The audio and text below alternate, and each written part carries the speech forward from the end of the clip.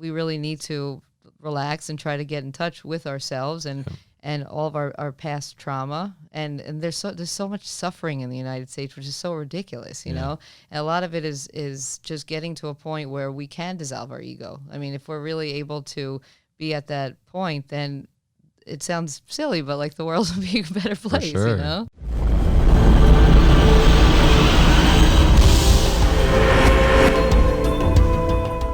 All right, Michelle Weiner, thank you for joining us today. Thank you for having me. Yeah, I appreciate you being here. So to start, can you give maybe a quick introduction to the audience, who you are and your background and maybe how you got involved in this space in the first place? Sure. So I'm an interventional pain physician. So I went to medical school, did my residency, and then did a fellowship in pain management. And I went to University of Miami, which is a great school. I got a lot of good contacts now that I am able to get referrals from, because at universities they're not really able to recommend cannabis. And so I was just kind of frustrated with pain management. It was just, a lot of pain meds and opioids and constant injections. And so I'm a little more holistic. I'm a DO. I have my master's in public health, a little bit more into research. And so I wanted to... What does DO mean? I'm sorry? Osteopathic physician. Okay. So it's basically like an MD, but we do a little more hands-on. I went to Nova Southeastern for medical school. And it's just more looking at the whole person, Gotcha. So we learn everything that MDs do, but we do a little bit more with manual manipulation and really trying to get to the root cause of the problem. True holistic approach. Right. Yep. So being in pain management, I wanted to start looking into alternative therapies for patients. And so I started researching a lot about different infusions, vitamins, supplements. And then in 2014, cannabis was about to potentially become legal, but it didn't pass. Then it did in 2016.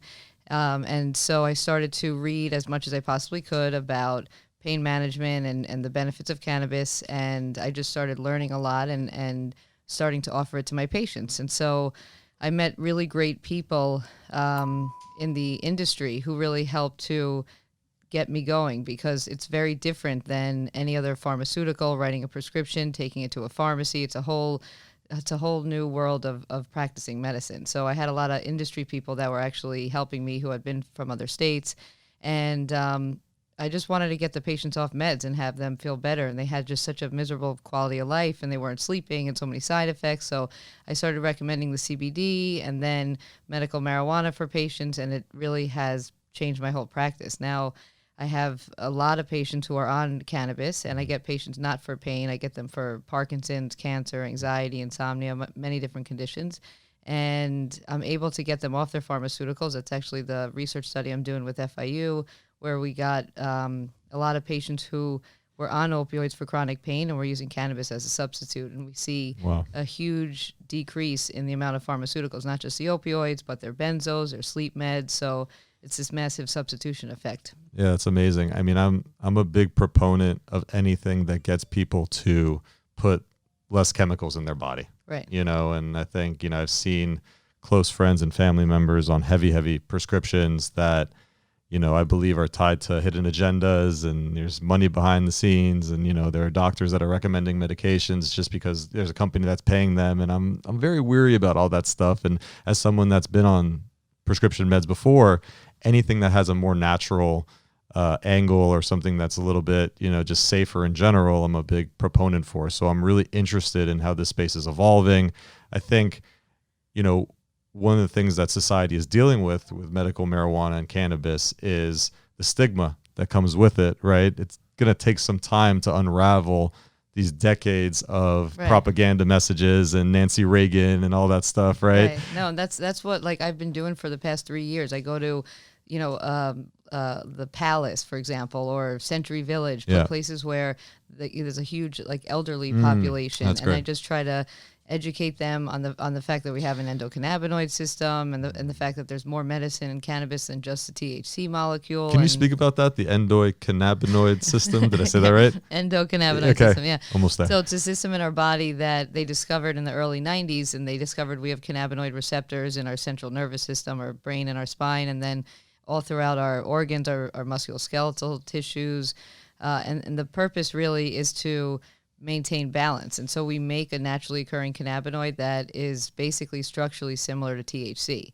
They called it anandamide, which means the bliss molecule. And so we make this constantly on demand, and then it activates the cannabinoid receptors, and it keeps all of our neurotransmitters in balance. So when you have a symptom like a seizure or anxiety or depression, then it's really an imbalance in one of your neurotransmitters. And so if you're not making enough of your naturally occurring cannabinoids, then you would have to supplement with the cannabis plant in order to keep it in balance. And so it's really getting this system into medical schools. I have students from Nova that shadow me in my office because otherwise they wouldn't learn about cannabis because it's not in the hospitals, right? So the endocannabinoid system is really going to be what I think is the future of medicine, because if you can modulate the system from the enzymes, the receptors, or the endogenous cannabinoids, then you can really keep us in homeostasis and prevent a lot of chronic disease. Wow. I mean, let's break that down for a second, because there's a lot of words there that I don't understand, but I really want to, right? So the endocannabinoid system. So does that mean that there's part of our composition, our DNA, the way our bodies are structured, that are receptors specifically for cannabis? Right. Now, I think that there's probably going to be some skeptics that listen to that and be like, I think you're trying to force a square peg in a round hole here, right? But like, no, there is actually scientific proof. There's proof that there's receptors. That our body is actually looking for some kind of we make it ourselves. So the thing is, it's not like we have these receptors just to smoke the cannabis plant, right? We actually have these receptors to be activated by a form of cannabis that we make ourselves. And that's why people shouldn't be fearful of using cannabis, because it's something we make. It's like if I told you were deficient in vitamin D, you would take vitamin D. Gotcha. So a lot of people are actually deficient in making their naturally occurring cannabinoids. Wow. And that population's like fibromyalgia, chronic fatigue, chronic migraines, IBS, autism, PTSD. So I'm doing a study right now with University of Miami where we're looking at endogenous cannabinoid levels in fibromyalgia patients through hair follicles. And then we give them a form of cannabinoid therapy, and then 90 days later we check their levels to see if it's increased and to see if like their symptoms have, improved. Wow. So the whole system is a real system. It's like as if I told you, oh, we have an endocrine system today. Like, of course you would know that. You know that now, but you didn't know that 100 years ago. Right. So it's the same thing. It's really not being fearful of the system and not being fearful of the plant, because it's the only way we're able to keep us in balance if we're deficient. That's amazing. So our body we can accelerate the body's evolvement into homeostasis, right? By making sure that, that we do this in a certain way. There's a responsible way of doing it. I think that's the biggest thing that people are coming around to. You don't need to be stoned out of your mind to enjoy the benefits of cannabis, right? Can we talk a little bit about that and what the difference is? Yeah. Some people won't know the difference between CBD and THC, and that they don't need to be stoned or, what they see in movies and things like that. Can we talk a little about the difference? So the plant itself has over 400 components. So there's cannabinoids, there's about 150 cannabinoids, and there's terpenes, there's flavonoids. So in terms of the cannabinoids, THC and CBD are the most prominent. And so that's why they've been studied the most. Right. There's CBC, CBN, CBG, so THCV. THC and CBD are one of 400. There's two of 400, basically. They're two of 150 cannabinoids. Okay. But two of 400, parts of the plant. Got it. And then there's terpenes, and terpenes are what guides the effect. So if something's an indica versus sativa, for example, indica may be more sedating, sativa may be more uplifting. The profile of the plant, even though it physically looks different, it's based on the terpenes in it. And so the terpenes are what gives it its smell. It's like essential oils, and it's also what guides the effect. So if you wanted to sleep versus you wanted to go work out, you would use a completely different, what you call strain, or what we call cultivar, right? And so that really helps to guide the effect. So it's not just CBD and THC. There's other cannabinoids, and there's also the terpenes. And in such a small amount, the terpenes will make such a big change. So if someone used marijuana 20 years ago and said they had a bad, reaction because they got anxious or paranoid, that's the terpenes in it. So then we would know, okay, we would use more of a hybrid or an indica terpene profile, right? So THC and CBD are the most prominent. They're the most studied. And THC is intoxicating in the sense that it binds like a lock and key to the cannabinoid 1 receptor in the brain. And so because of that, you feel the high, right? So CBD, on the other hand, something called a negative allosteric modulator. It kind of competes a little bit and doesn't allow for you to feel the high as much. So medical marijuana is basically ratios of CBD to THC, different milligrams, different routes of administration.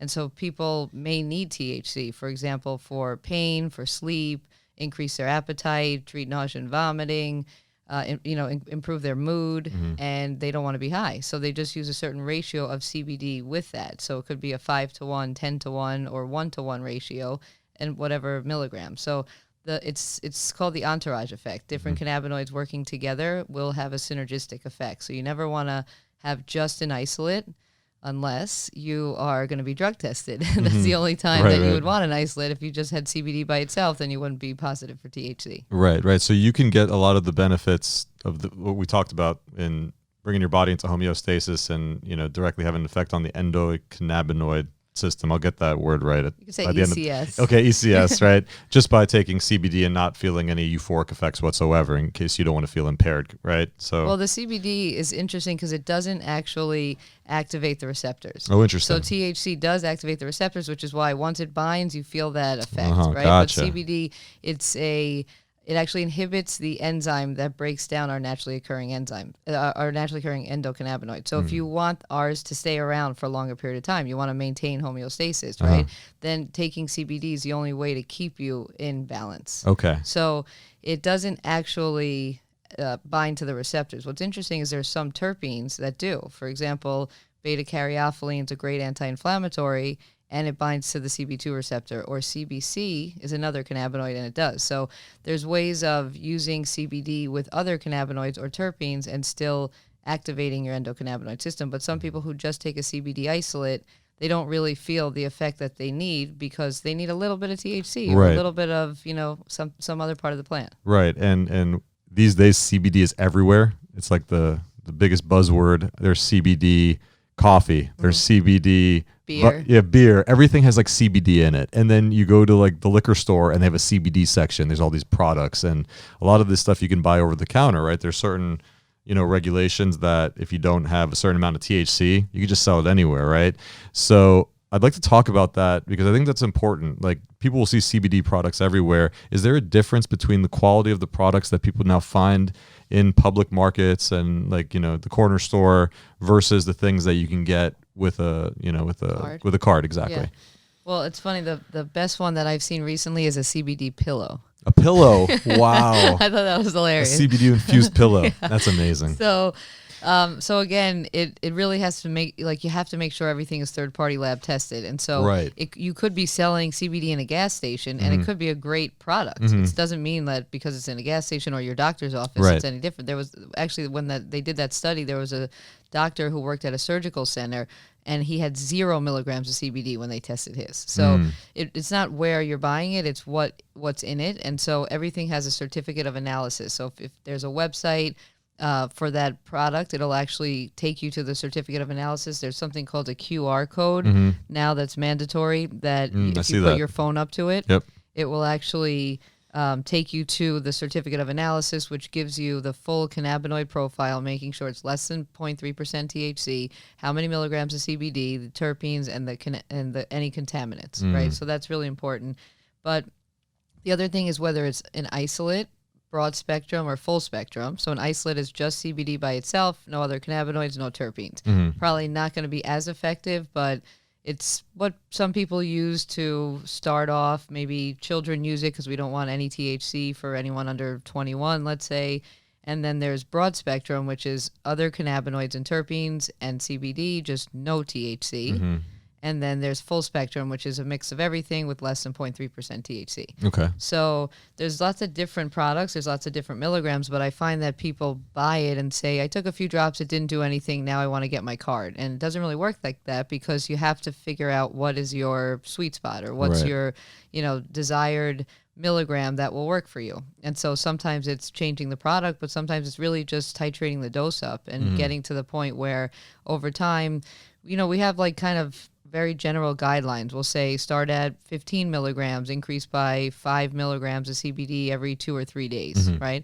As opposed to THC, we start much lower. We start at 2.5 milligrams, increased by 1 milligram. So Right. it's good to have an idea of where you're at, because if you're using a 500 milligram tincture, a full dropper has 16 milligrams. If you're using a 1500 milligram tincture, it has 50 milligrams. So it's a real big difference in how much you're taking. And people usually use drops, which is not the best way to calculate dose, right? So the difference with the CBD they sell in the dispensary versus hemp is that, first of all, the CBD is derived from the cannabis plant in the dispensary, but their low THC or high CBD products have more THC in them, up to 0.8%. Some have less, but it could have up to 0.8%. So in the dispensary, I always tell people, even if you're just taking CBD every day, you should just get your card, because you'll know for sure. They call it seed to sale. Everything is third-party lab tested. They know who grew it, who bought it, and you can get the full cannabinoid profile for every single product you get, and you have more of a variety. If you want a CBD with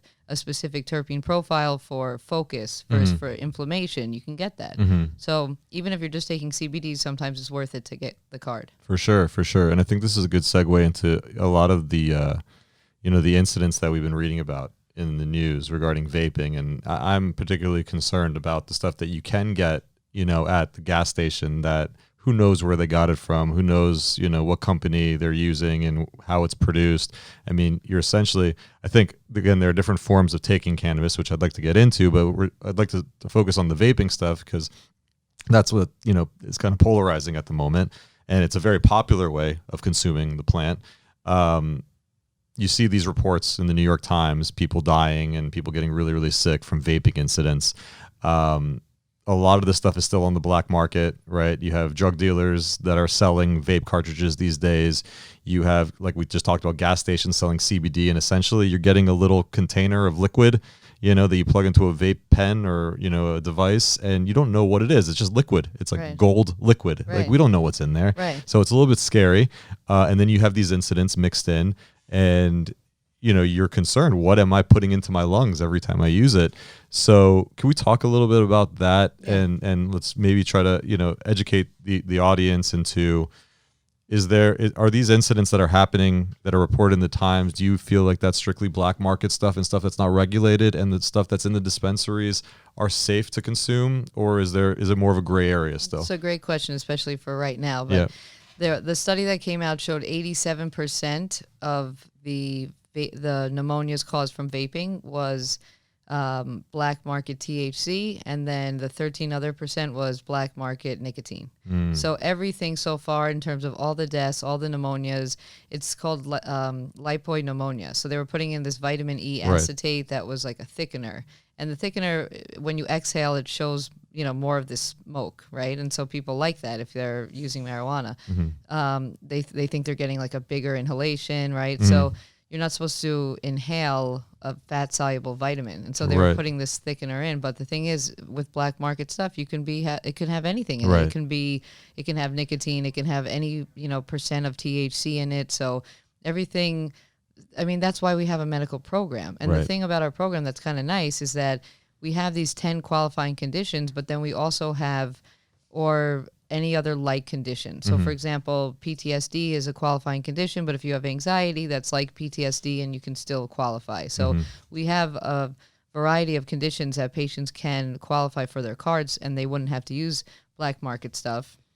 The other thing is, people talk about cannabis being a gateway drug. It's only, a gateway drug if it's not in a dispensary, really, because if you're buying something from a drug dealer, then they may offer you other things, and that's, where that comes from. But the interesting thing about what's going on right now is that they're considering putting a 10% THC cap on flower in the dispensaries, which would be such a horrible decision for the state, because people would go back to the black market because they're getting 20-25% flower, THC right now. That's the average that people are purchasing. And if they cap this, people would have to probably pay double the price to get what they were using before, or use more of the product, or go back to the black market. So it's really a silly decision, because there's not a lot of research that, there's one study that had talked about higher THC causing psychosis, but there's so many confounding variables with that study anyway. But it would be a big mistake if Florida was to do that. I think Washington State was also thinking about doing that as well. Yeah, I don't think that's a good idea either. That would just kind of undo a lot of the progress we've been making here. And it would cause a lot of health issues, because then people would be buying things in the black market. And let's say a cancer patient who buys flour from the black market, maybe it has mold in it. They're, at higher risk of infection. So it's just moving backwards as opposed to our program moving forward. Sure. So as a doctor, you're confident in saying that the stuff, the vape cartridges that you get at these licensed dispensaries are safe to use? Well, I will say they're lab tested, but I'm not going to say that they're safe to use, only because we don't have longitudinal evidence. Right, it's very true, yeah. How, vaping is still so new. Yeah, so we don't really know, like they talk about popcorn lung, this is like a common thing. So they don't really know how in 10 years of vaping what your lungs are going to look like. So we don't really have that information. We do know people have been smoking marijuana for thousands of years, and they did come out saying that there's no increased risk of head, neck, or lung cancer. There's just an increased risk of acute bronchitis. So we already have that information, and that was from the National Academy of Sciences, Engineering, and Medicine, 2017. So that was like a really well done review of all the literature. But we don't really have anything showing, what vaping's going to do. And people are vaping constantly. I have patients who are just going through their vapes really quick because it's so easy to use. And that's actually one potential issue. Yeah, it's a double-edged sword, yeah. Right, like young people using it maybe in high school because it looks like a jewel, or it could be nicotine, or people using cannabis so frequently because it's in a vape and it doesn't smell, you don't have to burn anything. And what happens over time is they'll saturate their cannabinoid receptors, so they won't get the feeling anymore. And I educate a lot of people who love marijuana. If you love the plant, respect the plant, and don't abuse the plant, because there's something called cannabis use disorder, and people use it too often, and then they need concentrates and they need higher percent of THC to have the same effect. And obviously there's a lot of medical benefits, which we'll discuss, but people also enjoy the feeling. Sure. And so if they're using it too often or too high of a percentage, then pretty soon, I mean, as long as they take like a tolerance break, 1 week every 3 months, or a day off every week, then they can kind of reset their receptors. Right. I mean, there's medical benefits to drinking red wine also, right? But then you don't have to drink 2 bottles, 3 bottles a day, right? Exactly. Yeah, so, that's a great comparison. Yeah. That's really, really interesting. So what do you say to people that think of CBD as a placebo? They take it, they don't feel anything, and they're like, this is ridiculous, Yeah, well, I think the placebo effect is like 33%, right? Yeah. So if you do anything, and you feel good from it, there's a chance that it is placebo. So some people take CBD, and like some people will say, we'll take a few drops, and then 5 minutes later they're like, oh wow, I feel relaxed. And I'm like, well, that's not true actually, because it doesn't take 2 minutes for you to feel a submucosal absorption. Placebo is powerful. So the placebo is powerful, but if somebody wants to feel better, then maybe they will, and that also has to do with how we practice medicine, because if you go into your oncologist and they say, yeah, you got 6 months to live, well, then you're probably going to feel pretty bad for the next 6 months, right? Or when you walk out of the door. But if you go to a physician who says, you know what, I have another option, this is very healthy, it's safe, it may be something that really changes your life, they're excited about it, they're more willing to try it. And there is a placebo effect, but the placebo effect still has some type of, health and medicinal value on on the there is, absolutely. So even if it's only a third of the total, medicine that's derived, mindset is super important, right? So opening the mind to this working, and then your other 2/3 are actually the medicine, is actually pretty complete package, and right? That's what I try to teach patients, is to listen to their body. Yeah. Because I'm a physician, I could help them, I could guide them, but they're the ones who are living all day with their mindset. If their mindset, 95% of what they thought yesterday, they're probably going to think again today. And if they're negative or complaining, then it's going to be difficult to change that mindset or be open to something new. So it's really listening to their body. If you took something, how did it make you feel? Well, is it because your mind is wanting you to feel a certain way, or is it actually because that's happening? And that's why we have you do something consistently, not make too many changes before you're, sticking with one product and increasing it over time. Unless you have obviously a negative effect from it, then we would switch it. Right. That makes a lot of sense. And what's interesting is that this space is evolving so quickly, right? Just the other day there was a report that there were new cannabinoids being discovered, right? Can you talk about did you read that study? Yeah, so there was one that they found, it's called THCP, and they found that it's 30 times more potent than THC. Wow. So that's just one of the cannabinoids that they discovered that's a new one, as opposed to, let's say, THCV is a good one for appetite suppressant. Right. Right, as an appetite suppressant, or CBC is good for inflammation, anxiety. So there's other ones. CBN's great for sleep. So, and then there's THCA and CBDA. Those are the acidic forms of CBD and THC before they're what you call decarboxylated, which is heated up. So if you get a regular marijuana plant, like the actual flower, and you, let's say, eat that, it doesn't have any psychoactive effects or any intoxicating effects, because it has to be fat soluble, right? It has to be heated first. Yeah, So you have to, that's why you have to cook with it and heat it to a certain temperature Right. to activate it. Right. So the acidic forms are really great. We use them in for kids who, we don't want them to have any intoxicating Sure. effects, but we want an anti-inflammatory or a seizure or anxiety type of results. Right. Right. So there's lots of different cannabinoids, and it's just trying to get them and isolate them. And so obviously, like, CBD costs have dropped so much in the past year because everybody's using it. Right. Now, trying to get THCV or a different cannabinoid is so much more expensive because it's smaller amounts in the plant and it's in higher demand, obviously. So, it's interesting how it's evolving, but there's more research going on about specific cannabinoids and how we can use those and how they can have medical benefits, but it's access. If we Right. don't have access in the dispensary, then we can't use it. Right, that makes sense. Well, let's talk about those benefits, right? Because you said each cannabinoid has its own benefit that we could target and focus. What are some of like the proven benefits that we've been seeing and that you've been seeing from some of your patients? Like, what can this really help with? So CBD, I would say inflammation and anxiety. Those are the two most common uses of CBD. And is that scientifically proven that it could help with those things? Yeah, so the CBD actually activates 65 receptors in our body. So it does a lot of good. It can activate, our serotonin pathways, and that's really where it has that anxiety effect, and it works similar to an anti-inflammatory. So it just doesn't have as many negative side effects as a lot of the NSAIDs. Right. So for inflammation, but it's inflammation in your joints, in your GI system, inflammation in the body in general, inflammation in your brain. It's a neuroprotectant. There's research showing how it can actually help with cannabis can help with Alzheimer's patients. It could actually stop the progression or stop these tangles that a lot of them aggregate over time and cause dementia. So it's a neuroprotectant, and it also inhibits the intoxicating effect of THC. But people use CBD for sleep. There's some evidence there, but I think a lot of it has to do more with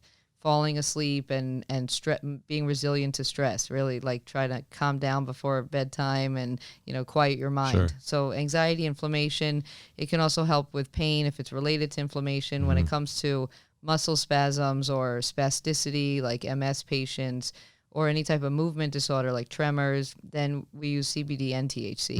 And neuropathic pain like sciatica, peripheral neuropathy, we use a combination. So some people usually try CBD and see if it works, increase their dose over time, and then we get to like a 1-to-1 ratio. And that's most common for pain. In terms of sleep, if there's one thing cannabis can do, it's help someone sleep, whether it's going to be falling asleep or staying asleep. THC is definitely very effective for that.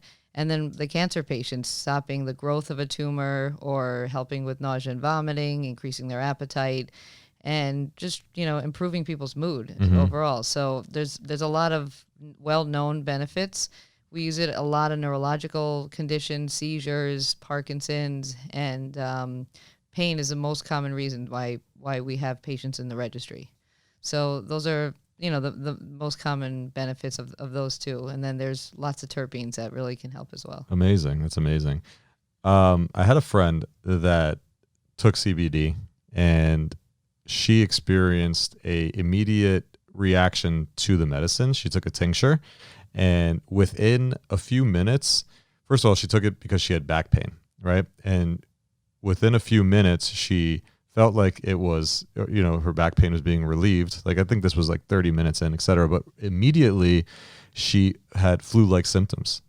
And I started reading about this, and there's this term called herxing. Did you know about this? No, I haven't heard of that. Yeah, so it's interesting where if your cannabinoids are way out of whack, like completely out of whack, the medicine has such an immediate impact, apparently, I was just like reading a bunch of different articles on it, that it brings up, it's almost like when you go through like a juice cleanse or a detox, Right. your body kind of feels crappy before it feels better. Right. This is like the CBD. That's interesting. You know, It's like when aspect of people it. quit smoking cigarettes Correct. and they get these flu-like symptoms. Exactly. So basically, she was flipping out. She's like, why do I feel like I have the flu? But she's like, oh, my back feels better though. Because then eventually the flu symptoms subsided, and I read about it, and there's this term herxing, where this is basically your body saying your cannabinoids were so out of whack that your body needed this so much that it just had a That's reaction. Cool. Yeah. You taught me something. That's amazing. So I'll send you the article. I'd love to get your take on it. I think that this whole concept of measuring your endogenous cannabinoids in the future will just be with like your thyroid profile and, you know, everything else, because that's the way we'll know how to regulate to decrease chronic conditions. Like most of the people who have hypertension, diabetes, you know, neurological disease, they get it as they age because you make less of your naturally occurring cannabinoids. So if you're able to stimulate that system by taking a full spectrum CBD, I always say it should be in your multivitamin to prevent disease, you know? Yeah. So we'll see how this evolves and how we're able to test, and if the symptoms correlate. Like, for example, if maybe she was really deficient, then she started taking it, she starts feeling better. Did her levels go up and did her symptoms resolve, right? Yep. Another buzzword that's been thrown out a lot lately is microdosing. Is there a difference in microdosing when it comes to, is there a thing when it's microdosing THC and CBD, or is this purely a psychedelics thing? And then also I'd love to get your view on psychedelics in general and how that correlates. So microdosing by definition is usually 10% of a regular dose. Okay. That's like the general definition. So you can microdose anything essentially. Yeah. So you could basically microdose anything. Yeah. So if you're, and they use a lot with psychedelics, but if you're using cannabis, everybody has their own set dose. So if you're microdosing cannabis, it's going to be different than someone else. As opposed to psychedelics, for example, people know that like 1 gram of psilocybin, which is mushrooms, is usually like liftoff, right? So then microdosing would be like 0.1 or 0.2, right? Milligrams. So I guess it's used more with psychedelics. Sure. What's your take on psychedelics in general and microdosing psychedelics? So I think we're in this like psychedelic renaissance. I think that it's kind of funny because cannabis is still a Schedule 1, and then under psychedelics you have LSD, you have MDMA, which is ecstasy, DMT, psilocybin, which is mushrooms, and then you have ketamine. But ketamine is not a Schedule 1. It's not truly a psychedelic, but it's what you call a dissociative analgesic, where... Is ketamine what like Special K is made out of, essentially? Yeah, that's what people refer to. That's the street term, yeah. Yeah, Special K. And so that's actually legal. You know, paramedics use it to try to calm patients down. They use it in the ER for pain management, but it's actually a prescription medication. Yeah. So I've been microdosing my patients with ketamine for a little while now, and I have a nice protocol that we do over the course of 3 or 4 weeks, and it involves meditation, and it involves really trying to understand where their pain is coming from, or trying to get them to kind of another form of consciousness, really, so that they're able to, you know, open up that file cabinet, figure out what's been going on, get rid of their personal narrative. And there's something called a default mode network that we all have. And so it dampens that. And what that is your story. It's your story of, you know, who you are, why you react the way you do, and trying to dissolve your ego. And so if you're able to get to those point, you know, that level, then you're really able to get in touch with what's really going on and separate emotion from physical pain. So we do microdosing with ketamine in like a lozenger, and then it's like an every 3-day type of protocol, getting up to a certain point, and then we do an oral dose in the office with myself and a psychologist where we're able to do ketamine-assisted therapy. We also do IV infusions for more of the pain conditions like neuropathic pain, complex regional pain syndrome, even fibromyalgia, because it's a central sensitization type of thing. And we're able to titrate that up to higher points, but we do it with therapy because what they've shown is that the therapy component makes it much more effective. And the interesting thing about psychedelics is, unlike cannabis, where people will be using this every day for the rest of their lives, the studies show that there was a study done on psilocybin in cancer patients with anxiety at the end of their life. They did 1 treatment of psilocybin, and by 6 months later and up to 5 years later, 60 to 80% of them didn't have anxiety. So that's one treatment. With MDMA, which is ecstasy, they did 3 treatments on PTSD patients. And by 1 year, more than 2/3 of them didn't even qualify as having PTSD. Wow. So just 3 sessions of this with therapy, which is, and MDMA is really is very interesting because not only does it activate serotonin, sure, but it also increases oxytocin, which is that bonding, love type of right, hormone, that feeling. So they're really able to get in touch with themselves, or really change the level of consciousness. But the most important thing is the dose. So it's really dose dependent, right, similar to cannabis, and then the set and the setting. So it really depends, like the environment the patient's in. And we like them to set an intention and, really be able to follow up with either journaling or, meditation before or after that, and really process what's going on. But it's just so interesting how, 1 or 3 sessions with one natural type of plant or, natural molecule can actually change you in such a huge way. So it's really this shift of having physicians understand that we've been taught a certain way in medical school, but you know what? There's a lot of things that are going on that we're given to our patients, and it's not really helping. So why not open up? And so MAPS is an organization. They just got approval for extended access for MDMA. So now they're doing, actually the government is paying for this. So they have 50 patients at 10 different sites that they're doing a study with MDMA. Wow. And a lot of it's with depression, PTSD, and then chronic pain. But if you think about it, the United States uses more than 80% of the world's opioids, yet we're 5% of the world's population. So, I mean, it's such a huge problem here.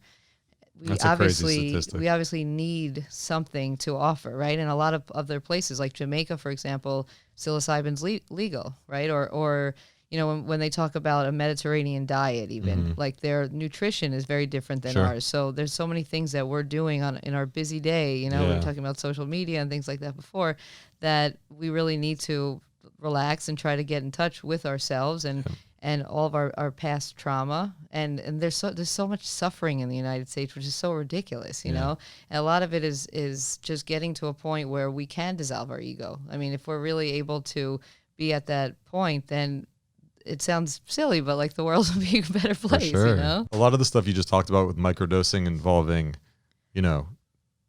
eliminating the ego, and getting rid of that and getting in touch with who you are and just living a better life. Sounds a lot like a lot of the stuff that's going on with DMT and ayahuasca and this recent craze around plant-based medicine. Is there corollaries there that you see? Yeah, it really depends the person and how comfortable they are and where they want to go with it, right? So I think ayahuasca, it's something that you would have to obviously legally do it outside of the United States, and it takes you to a place where some people are scared to go. Right. Have you ever tried ayahuasca before? I haven't. No, I haven't, but it's it's something I've thought about, but a lot of people like to be in control, and even though you want to, sometimes people are in a good place in their life and they don't actually want to make any changes. Sure. So it's interesting because there could be something that could be really wonderful, but if everything feels good for you right now, then maybe you're not looking to make change. Right.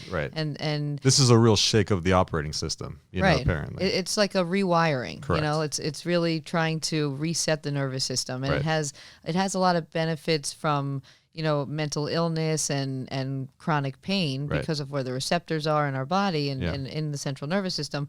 But I think that now there's also this self-exploration, right? And it's time to say, okay, like for our age, there's people who have already been successful with their business, gotten married, have kids, and now, people are around 40 and they're wondering, all right, what's next? Because those are my goals and I met all my goals. So it's like time for this self-exploration. And the problem with social media is, a lot of people start looking around and get passionate about things and excited, and really you're the same person wherever you are, right? So it's really getting in touch with what you're passionate about or what else you can discover in you, or sometimes it's, being involved with other people and that's what I love about the cannabis industry. Honestly, it's funny being a physician.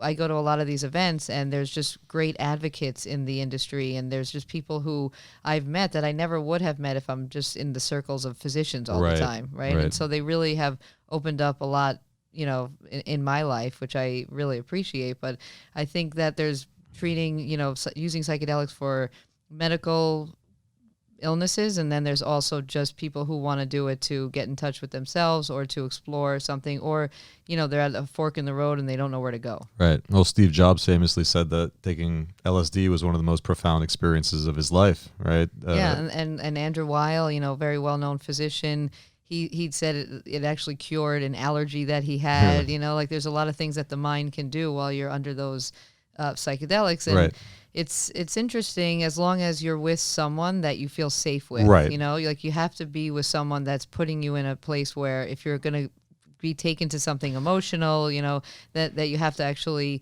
feel secure and safe exploring that. And Gwyneth Paltrow just released something called Goop Lab, and it was actually a bunch of her staff going and doing psychedelics somewhere. And doing ayahuasca? I think it was psilocybin. Okay. And it actually showed their experience, and it showed the guides facilitating. Right. And a lot more is going on with research just for mindfulness, meditation, energy healing, sound healing, breath work, exactly. And there's real research behind that, and sometimes people can get in that state with meditation like they could with psychedelics. Correct. I have a friend that has done a retreat down to Costa Rica for ayahuasca, and just on the record, I've spoken with a lot of people that have taken these retreats, and like you said, a big part of the retreat is not just you're not taking just the plant, you're also being guided by what they call a shaman, or somebody that sets this intention and sets the space, very similar to what you were talking about with the microdosing of ketamine, right? You meditate, you set the intention for what you want the desired outcome to be. That's a big part of it. And for the record, they've reported that they've had some of the most profound, transitional experiences of their life through ayahuasca, through that experience. So definitely, something that's very, very intriguing and something that more people are doing.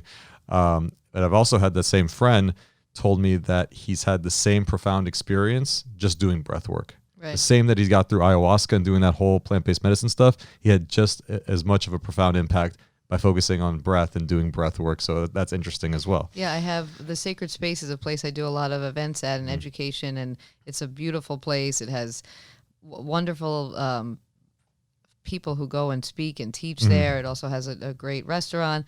And so they do this meditation in the morning. It's from at 4 a.m. called sadhana. And so a lot of them actually say that they get into that same state as they do when other people, use psychedelics. And so it's a big commitment, but I've really seen it from so many people that they're able to get in touch with themselves in that way. And a lot of people say, well, you know what, I can't meditate, or I can't quiet my mind, so they need something else, and that's okay too. Sure. The way I like to think about it is that the mind has a lot of locks and doors, right? There's a lot of things behind those closed doors and a lot of locks attached to those doors. There are multiple keys that you could use to unlock different doors, right? For some people, it may be psychedelics. For other people, it may be CBD or THC. For other people, maybe meditation, right? There's ways to unlock those doors that are different for everybody, and different forms could unlock different doors. Meditation could unlock one or the other, but, And it depends what works for you at that moment. Correct. Like, for example, I have a friend who owns this villa in Jamaica, and they have retreats there where they do psilocybin every other day for a week. If you can't afford that, if that's something that works for you, then great. So there's options. I think what we're trying to do in Florida, and I'm working with Dustin Robinson, he's an attorney, and we're trying to see if we could decriminalize psychedelics, and they've done that in Denver and Oregon. There's other places like Arizona that are starting to do it, Chicago, and the point is that it's like cannabis. It's why is it a Schedule 1? If there's actual research on it, it's not something that is being abused, or it's not something that has a high addiction potential, and there's actual medical benefits to it. Why would it be a Schedule 1 drug? So we're trying to decriminalize it so that maybe you can't buy or sell it, but you can possess it, which then becomes kind of interesting, because then it's like, well, how'd you get it? But, now they're starting to actually do in Denver these treatment centers with psilocybin, but you can't buy and sell it, but people can possess it, right? Yeah. And you can't really arrest anyone for having it. Very, very interesting. This is a question that came in via Instagram. And for those of you listening, please follow us at Lessons Via Leaders on Instagram. Quick plug. This came from one of our followers. Do you worry about the medical marijuana industry becoming obsolete once we make progress and it becomes more recreationally legal? Like, what happens to your practice? What happens to the space in general once you can get it everywhere?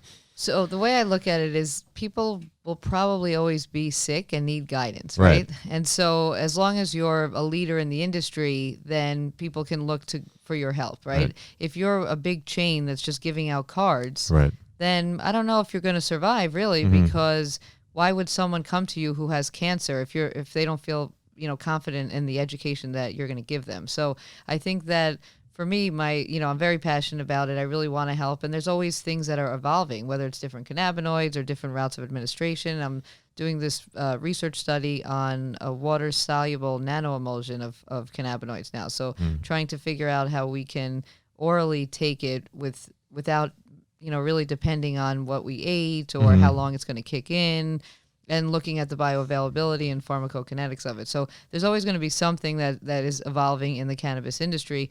But I think that people who don't need advice, right, will probably spend more money, maybe by being taxed on, the products in the dispensaries. So it really depends. But my forte is really not the people who don't want advice anyway. So for me, those people who know enough or think they know enough are probably not going to listen to me anyway. I'd rather help someone who actually needs help.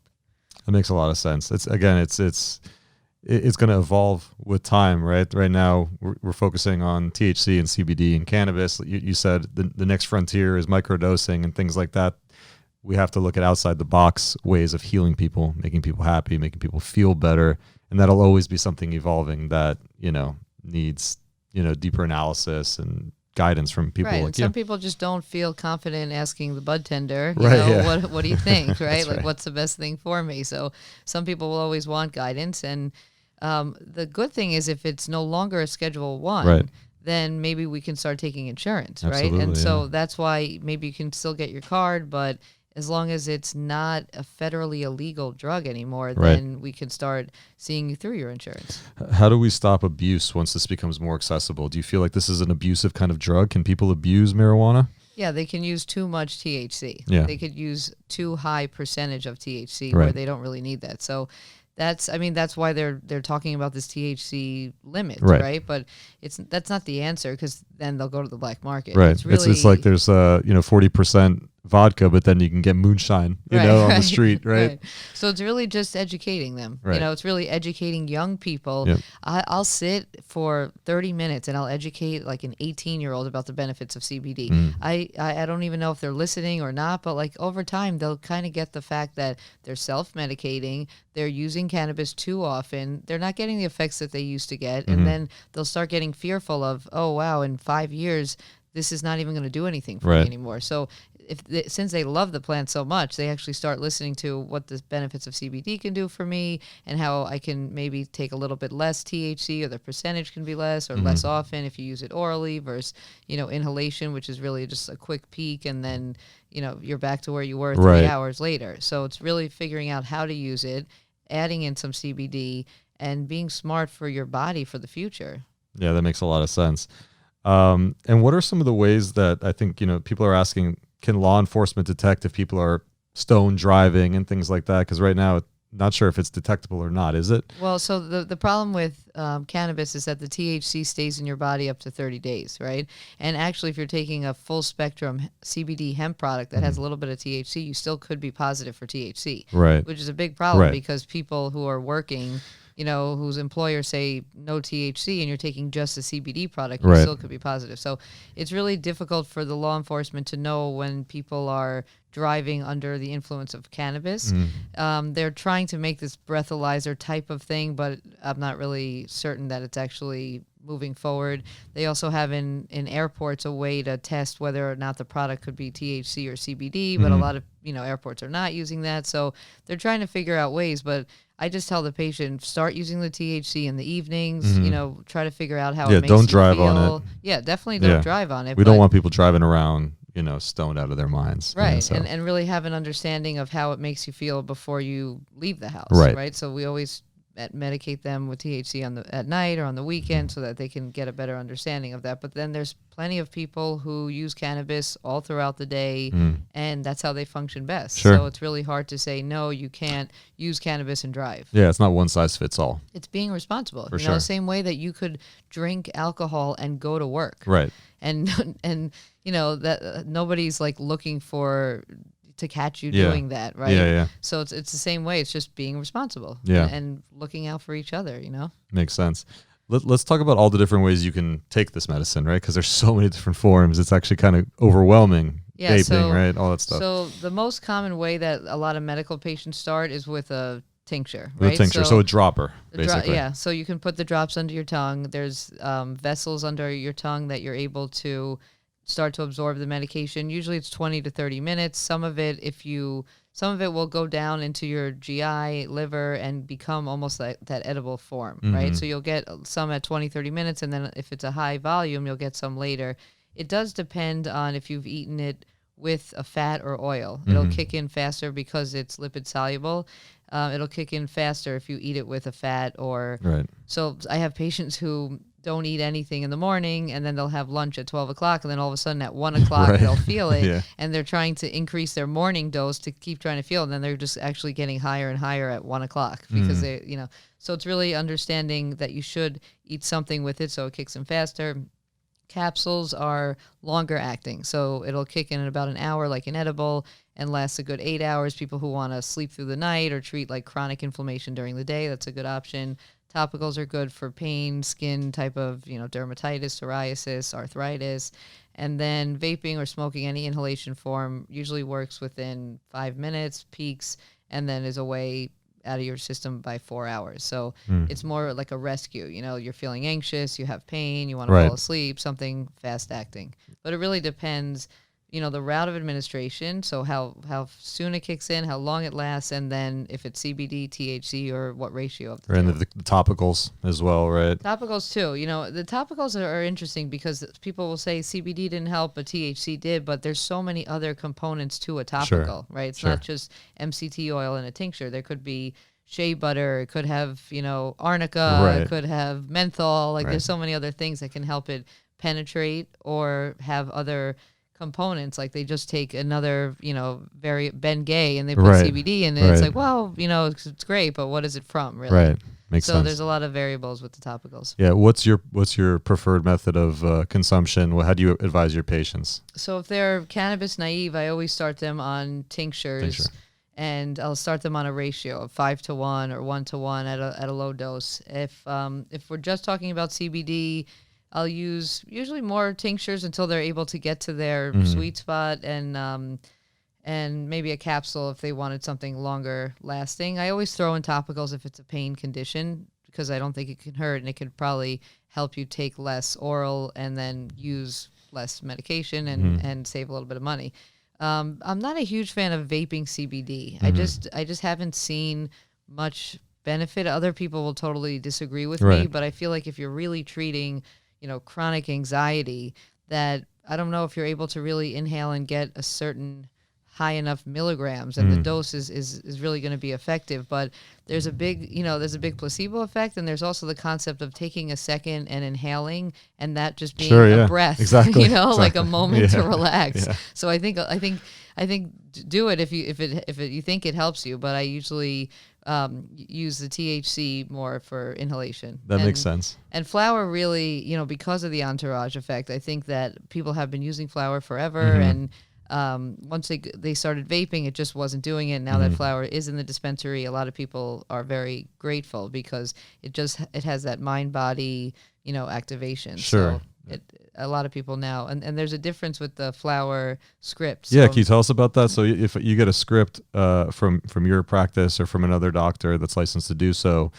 you need another level of clearance before you get to the flower, right? Yeah. So can you talk about that? Right. So the first the thing about the registry is we put patients under low THC or medical cannabis. So that's basically CBD or a higher amount of THC. And then you pick the milligrams per day that they're allotted and then the route of administration. Yep. So some doctors will not allow someone to have medical cannabis in an inhalation form, right? Or, if I see a child, I wouldn't put medical cannabis there, or vaping, right, or inhalation. Right. So that's the way it works. It's 70 days with 3 refills. You have to see the physician every 210 days.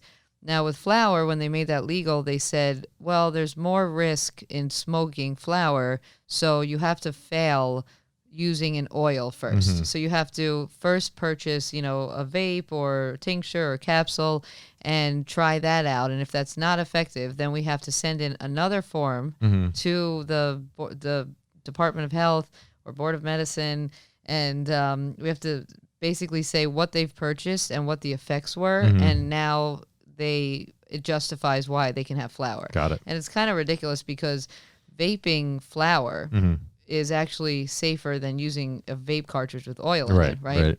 So, and actually they've already done, evident, like research showing that smoking doesn't, have too many medical there's not all those additives and stuff that are in the vapes. So it's just this extra step. So sometimes the patient goes to the dispensary, they want to buy flower, but they have to purchase certain oil first and then fail that. And it's just an unbelievable amount of paperwork. I mean, so every patient I see who does eventually want flower, it's mailing in. It's mailing. It's not even on the computer. It's just mailing in these forms that are justifying what they purchased already, just to prove that now they're eligible for flower. It's a really ridiculous program that we have, and it's not changing. I mean, all this we have to mail in forms. I mean, there's almost nothing these days that you actually put in the mail. It's ridiculous. Do you feel like that's due to the stigma that we still have to undo? The fact that flower is a little bit more polarizing? Well, I think it's due to the stigma, but I think that it's trying to limit doctors from getting into this space because of the amount of paperwork. Gotcha. I really think they make it as difficult as they can, which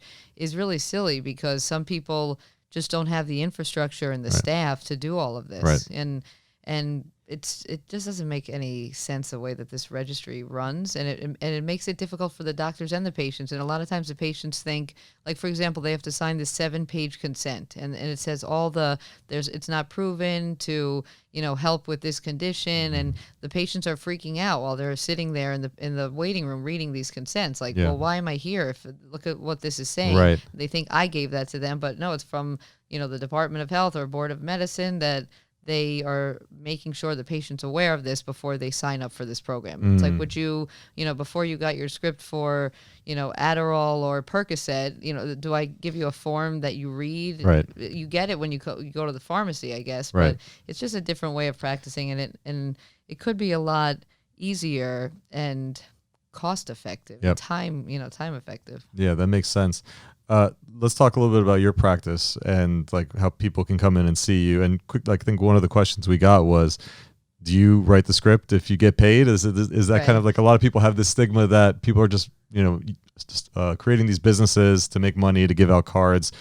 Like, what do you go through from a process standpoint to actually give people a medical marijuana card? So first of all, I'm the chair of the Florida Medical Marijuana Advisory Committee. Yeah. So, even more so, I always follow the rules, but we actually are trying to make some guidelines, right? Gotcha. So I always request medical records because I want, even though I'm a physician, I could make the diagnosis, let's say, of anxiety or pain, whether it's, from another physician stating you have this condition, their medical records, imaging of an MRI of your spine, or, we like to have medical records.